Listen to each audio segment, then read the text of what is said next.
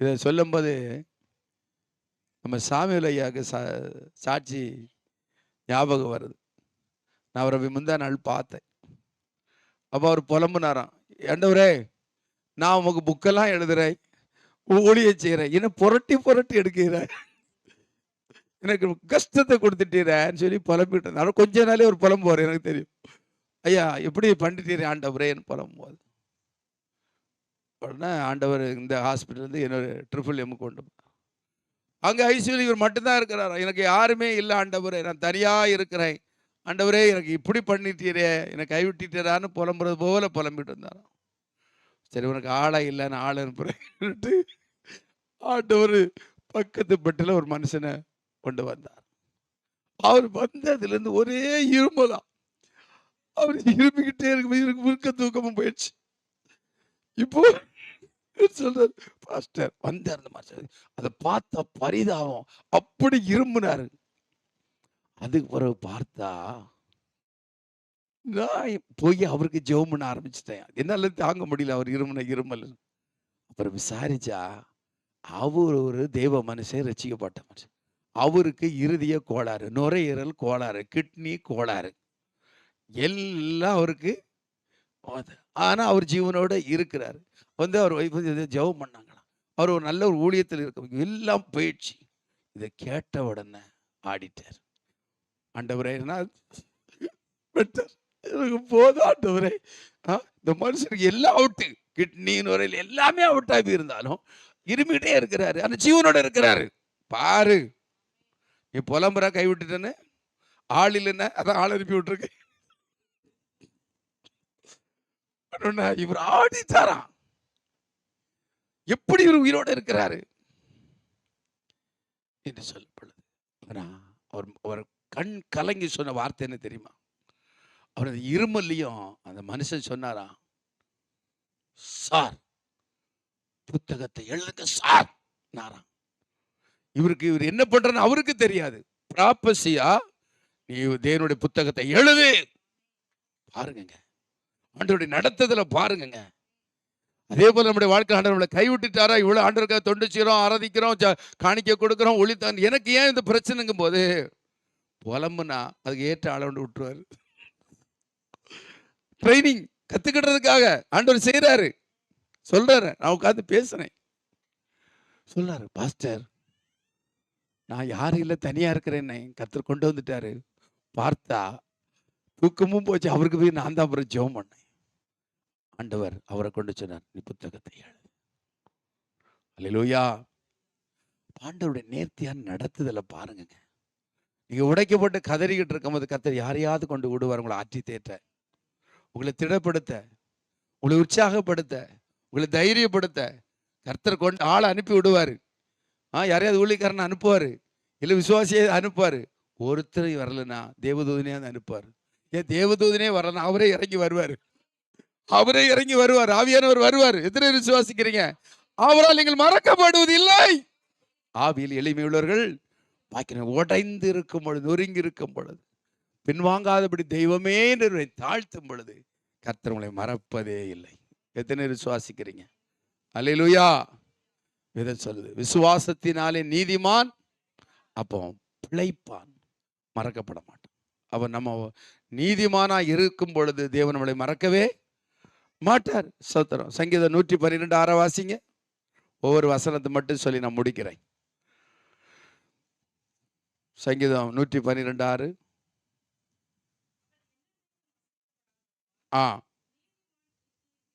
நீதிமான் என் தீக்கத்து என்றைக்கு அசைக்கப்படாது. அப்போ நீதிமானை கர்த்தர் என்ன செய்ய மாட்டார், மறக்க மாட்டார் என்று முதல் பார்த்து ஆவியில் எளிமையுள்ளவனை கர்த்தர் மறக்க மாட்டார். அடுத்தது நீதிமானையும் நினைச்ச மாட்டார். ஏன்னா விசுவாசத்தினால் நீதிமான் பிழைப்பான். அவன் பிழைச்சிக்கிட்டு இருப்பான். ஏதோ ஒரு வகையில் அவன் மறக்கப்பட மாட்டான், விடுதலை ஆகிட்டே இருப்பான், கிருபை பாராட்டப்பட்டுக்கிட்டே இருப்பான். அல்லேலூயா. நீங்க ஆண்டவர் எந்த சூழ்நிலையிலும், கவலையிலையும், போராட்டத்திலையும், துக்கத்திலையும் கைவிட்டது போல சூழ்நிலை வந்தாலும் நீங்க ஆண்டவரை பாடி துதித்து அவருடைய வார்த்தையை வாசித்து தியானிப்பீங்கன்னா ஆண்டவர் மறக்கவே மாட்டார். வாசிங்க சங்கீதம் 63 சங்கீதம் 5 வசனத்தை 6 வசனத்தை வாசிங்க. சங்கீதம் 63 5 6. நிணத்தையும் கொழுப்பையும் உண்டது போல என் ஆத்துமா திருப்தி ஆகும். என் வாய் ஆனந்த களிப்புள்ள உதடுகளால் உம்மை போற்றும். அவர் சும்மாயா பாடுறாரு, படுக்கையில கிடந்ததான் சொல்றாரு. என் படுக்கையின் மேல் நான் உம்மை தியானிக்க. தாவீது மறந்தாரா? வாழ்க்கையில படுத்துட்டு ஐசியூல இருந்தாலும் சரி, ஆவியான உள்ள பாட்டு தந்தானா வாய் திறந்து பாடணும். நானே படுக்கையில் இருக்கேன், என்னை போட்டு உருட்டு, நான் இப்படி பாடுதெல்லாம் சொல்லக்கூடாது. அப்படி உள்ள உடைந்து கண்ணீரின் பாடல் வந்து கண்ணீரோட பாடணும்.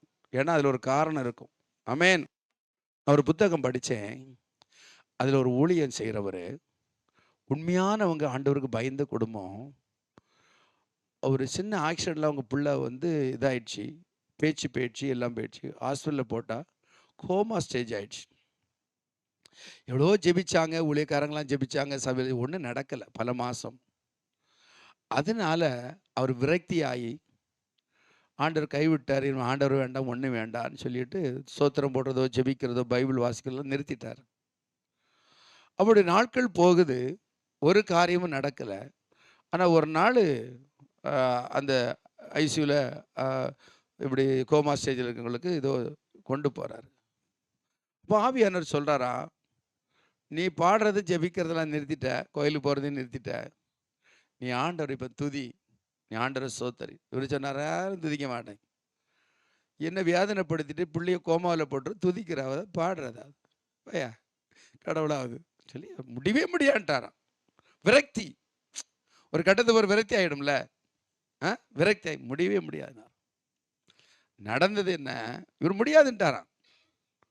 அந்த ஐசிக்குள்ள உள்ள போன உடனே கதவை க்ளோஸ் பண்ண ஆவியான தூக்கி அடிச்சிட்டாராம். அடிச்சு பழசை காட்டி ஒட்டச்சாராம். நான் அழுதாராம். அழுத உடனே பாடினாராம்.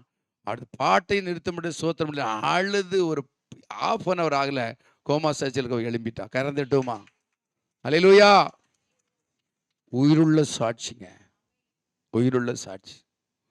நம்முடைய வாழ்க்கையில சவுல மீறி பின்மாறி போய் கர்த்தரை தேடாம இருந்தா இழந்துருவோம். தாவீதை போல விழுந்தாலும் எழுந்திருக்க பண்ணுவார். தேவனை துதிக்கும் பொழுது, பாடும் பொழுது எல்லாரும் சொல்லலாம், அவன் தேவன், நம்பின தேவன் என்ன பண்ணிச்சு சொல்லலாம். கர்த்தர் உங்களை சத்துருக்களின் மத்தியில் பந்தி ஆயத்தப்படுத்தும். உன் தலை எண்ணெயால் அபிஷேகம் பண்ணுவார். உங்கள் பாத்திரங்கள் நிரம்பி ஒளி உதவி செய்வார். சூழலை பார்த்து வருடங்கள் கழிகிறது என்று சொல்லி நீங்கள் சோர்ந்து போக வேண்டாம். அவர் மறவாத தேவன். அழைத்தவர், தெரிந்து கொண்டவர், வாக்கு பண்ணினவர், இந்நாள் வரைக்கும் நடத்தி கொண்டு இருக்கிறவர். ஏற்ற காலம் ஏற்ற வேளை வரும் பொழுது கர்த்தர் வாசலை திறப்பார். அவர் திறந்ததை ஒருவனால் அடைக்க முடியாது. ஆமென். அவர் மறவாதவர், அவர் நேற்றும் இன்றும் என்றும் மாறாதவர். அல்லேலூயா. பார்க்கிறோம், நற்கிரியை செய்கிறவங்களையும் கர்த்தர் மறக்க மாட்டார். ஆமென். ஆண்டவருக்கு நிறைய வாக்கு பண்ணுகிறார், அதை நான் மறக்கவே, அவருடைய நாமத்தினால் நீங்கள் என்ன நன்மை செய்தீங்களோ ஆண்டவர் அதை நினைவு கூர்ந்து அவர் ஆசீர்வதிக்கிறவராக இருக்கிறார். அல்லேலூயா. கர்த்தருக்கு ஸ்தோத்திரம். நான் டேவிட் இருக்கிறான், வாழ்க்கையில் விழுந்து விழுந்து எந்திரிக்கிறான். ஆனால் ஆண்டவர் இப்போ ஜீவனோட வச்சிருக்கிறார், ஜீவனோட வச்சிருக்கிறார். இவன் உயிரோடு இருக்கிறதே பெரிய விஷயம். இவன் போகாத இடமே கிடையாது. போக வேண்டிய லாக்கப்பில் இருந்தான், செயலுக்குள்ளேயும் இருந்தான். அவன் வாழ்க்கையில் பல போராட்டம், இப்போ கூட ஏதோ மாட்டிக்கிட்டு டாக்டர் ஹாஸ்பிட்டல் இருந்து கூட. அப்போ அவ்வளோ இருந்த ஜீவனோடு இருக்கான்னா அவங்க அம்மா செய்கிற ஊழியம், அம்மா செய்கிற ஊழியம். அது மாத்திரம் இல்லை, நம்ம புளியந்தோப்பு சர்ச்சை திறக்கும் போது டேவிட் வேலை இருக்கார் இல்லை, சும்மா தான் சரி சர்ச்சில் போய் போயிட்டு ஒயிட் வாஷ் பண்ணினேன், அவ்வளோதான். அவனே காசு போட்டு ஒயிட் வாஷ் பண்ணான். கடைசியில் தான் பாச கொஞ்சம் டைட்டாக இருக்குது, இதாக கொஞ்சம் கொடுங்கண்ணா. நான் நினச்சி பார்க்குறேன், இவனுக்கு எத்தனையோ மரணக்கண்ணி வந்து, மரண துச்சனப்புறா வந்து, மரண கட்டுகள் வந்து, இதுக்கு முன்னே காதம் புல்லு முளைச்சி கதை முடிஞ்சு போயிருக்கோம். கர்த்தர் இன்று வரைக்கும் ஜீவனோட வச்சிருக்கிறார். ஆமென். அப்ப நன்மை செய்யும் பொழுது கர்த்தர் மறக்க மாட்டாரு. விசுவாசிக்கிறீங்களா? நன்மை செய்யும் போது ஆண்டவர் மறக்க மாட்டார். அதுக்கென்றே சில காரியத்தை உயிரோட வச்சிருப்பார். ஆனால் நன்மை செய்ய படியுங்கள், நன்மை செய்யுங்கள். நன்மை செய்தால் மேன்மை இல்லையோ, மேன்மைப்படுத்துவார், மறக்க மாட்டாரு. நீ விழுந்தாலும் ஒரு வேளை வரும், உன்னை எங்க உடைக்கணுமோ, எங்க புடமிடணுமோ, எங்க நொறுக்கணுமோ கொண்டு நிறுத்திடுவார். அதுக்கு பிறகு நீ வலதுபுறம் சாய முடியாது, இடதுபுறம் சாய முடியாது. ஆண்டவர் உங்கள்கிட்ட வழி கிடையாது, இல்லைன்னா ஜீவனை தான் உடனே பிடிச்சிக்கிட்டா போதும், தூக்கிடுவார். தூக்குவாரா தூக்க மாட்டாரா? ஆவுன் பெரிய ஆளா இருந்தாரு சவுலு, ஒரே அடிச்சாரு, கண்ணு போயிடுச்சு. ஆண்டவரே நான் என்ன செய்ய சித்தமா இருக்கிறேன், என்ன செய்யணும் அங்க சொல்லப்படும், கிளம்பு. அவர் கர்த்தருக்கு வைராக்கியவன் என்னார். ஆமென். கண்ணு போயிடுச்சு, அவரால் கண்ணு வர வச்சு விட முடியுமா? சில வேளையில் ஆண்டவர் நம்மளை என்ன செய்வாரு, ஒரு டச்சு தூக்குவார். அக்கா கைவிட்டுறாருன்னு அர்த்தமா? இல்ல, நன்மை செய்தால் கர்த்தர் மறக்க மாட்டார். நற்கிரியை செய்யற கர்த்தர் ஒரு நாள் நினைச்ச மாட்டாரு, மறக்க மாட்டார். அது மாதிரி நம்ம பயபக்தியோடு கர்த்தருடைய பந்தியில பங்கெடுத்தா கௌரிப்பார், மறக்கவே மாட்டார். நீங்க பந்தியை மட்டும் அசட்டை பண்ணாம, ஆண்டவரே என்ன குறை குற்றந்தாலும் என்னை மன்னிச்சு என்னை கழுவி சுத்திகரித்து என் நினைவு கூறும்படி செய்ய சொன்னீங்கப்பா, ஆண்டவரே என்னை தகுதிப்படுத்துங்கன்னு நம்மளை தாழ்த்தி அந்த பந்தியில பங்கெடுத்துட்டா கர்த்தர் பார்ப்பார். என் பிள்ளை பெருமையோடு மேட்டுமையோடு அகந்தியோடு பின்வாங்கலை, எனக்கு பயந்து என் பக்கம் வருது. ஆண்டவர் அதை தானே விரும்புறாரு. நீ என்கிட்ட வா, நான் பார்த்துக்கிடுறேன். Praise the Lord. போலீஸ்காரன் சொல்லுவான், நீ என்னனாலும் பண்ணிட்டு இங்கே வந்துரு, அப்பதான் காசு கிடைக்கும். என்னனாலும் பண்ணிட்டு யாட்டவாமா அட்வொகேட்டு, ஏன்னா அப்பதான் அவனுக்கு வருமானம் வரும். ஆண்டவர் சொல்றாரு, நீ என்கிட்ட வா, உன்னை என்ன எங்க என்ன பண்ணணும் நான் பார்த்துக்கிடுறேன். ஆமென். யார்கிட்ட வந்துடணும்? அப்பா பாதத்தில் விழுந்துடும். அப்பா பாதத்தில் ஆண்டவர் பார்ப்பார். ஒரு உண்மை சம்பவம், ஒரு சிஎஸ்ஐ சர்ச்சில் நேரம் போதும், சிஎஸ்ஐ சர்ச்சில் ஒரு டேனியல் பிரதர் மாரி ஒரு கீபோர்டு வாசிக்கிற ஒரு மனுஷன், அவருக்கு ஒரு கட்ட பழக்கம் என்னன்னா, அவர் குடிக்கு அடிமை.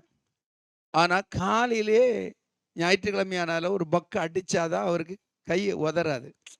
சில டிரைவர்களுக்கெல்லாம் கொஞ்சம் அடித்தாதான் பிடிக்க முடியாது. அதுமாரி அடிச்சுட்டு தான் கீபோர்டு வாசிப்பார். அவரால் குடிக்காமல் அதை வாசிக்கவும், அப்போ அதனால் அவரை நிறுத்த முடியல. ஆனால் ஊழியம் செய்தார், ஒழுங்காக சர்ச்சைக்கு வந்தார். இது பல நாட்கள் நடந்தது. ஆனால் வெளியில் யாருக்கும் தெரியாது. ஒரு நாள் ஒரு விசேஷத்தை ஊழியக்காரர் வந்தாராம். இவர் கீபோர்டு சூப்பராக வாசிக்கிறார். ஆண்டவர் சொன்னாராம், அவர் கொஞ்சம் விடுதலை அதில் ஒரு அபிஷேகம் வித்து வரம் பெற்ற ஊழியக்காரர் சொன்னாராம், நான் பாரு கீபோர்டு எடுத்து வாசிக்கிறான் பாரு, குடியாரை பலிபீடத்திலே கூட்டிகிட்டு தான் வாசிக்கிறான். ஆனால் ஆண்டவருக்காக ஏதாவது செய்யணும்னு செய்கிறான். இன்னைக்கு அவனுக்கு நான் விடுதலையை கொடுக்க போகிறேன், அதனால் நீ பிரசங்கம் பண்ண ஆரம்பிச்சு ஜெபம் பண்ணி கம்மின கையை நீட்டுனாராம். இவர் ஜெபம் பண்ணிக்கிட்டு பலிபீடத்திலே துணிகரமாய் குடிச்சிருந்து கீபோர்டு வாசிக்கிற இயேசுவை சந்திக்கிறார். இப்பொழுது வல்லமை இறங்குதுன்னு பொத்துன்னு விழுந்தாராம். ஆசை தாவி போயிடுச்சு தான். அன்னைக்கு குடியை விட்டவன் தான் கர்த்தருக்கு பரிசுத்தமாக வாழ்ந்து வந்தான். அவன் பாருங்க, அவன் தவறு பண்ண கூட ஆண்டவருக்காக இதை செய்யணுங்கிற ஒரு விருப்பம் இருந்தனால ஏற்ற வழியில கர்த்தர் என்ன செய்யறாரு, விடுதலையை கொடுத்தார். விடுதலைய வாழ்க்கையில சில தவறுகள் இருந்தாலும் ஒரேடியா ஆண்டவர்கிட்ட போயிடக்கூடாது. ஆண்டவரில் விடுதலையை தாரும். நிற்கும் பொழுது நிச்சயமா ஏற்ற வேலை வரும் பொழுது கர்த்தர் நம்மளை மறக்க மாட்டாரு, நம்ம வாழ்க்கையில உயர்வை தருவார். தேவனுக்கு என்று பிரயாசப்படுவதை மறப்பதற்கு அவர் அநீதி உள்ள தேவன் அல்ல. ஆண்டவர் சொல்றார், நீ எனக்காக செய்தனா நான் மறப்பனா, நான் மறக்க மாட்டேன். அல்லேலூயா. தேவனுடைய சித்தத்துக்கு நடத்தலுக்கு நம்ம ஒப்பு கொடுக்க ஆண்டவர் ஒரு நாள் நம்மை மறக்க மாட்டார். அல்லேலூயா.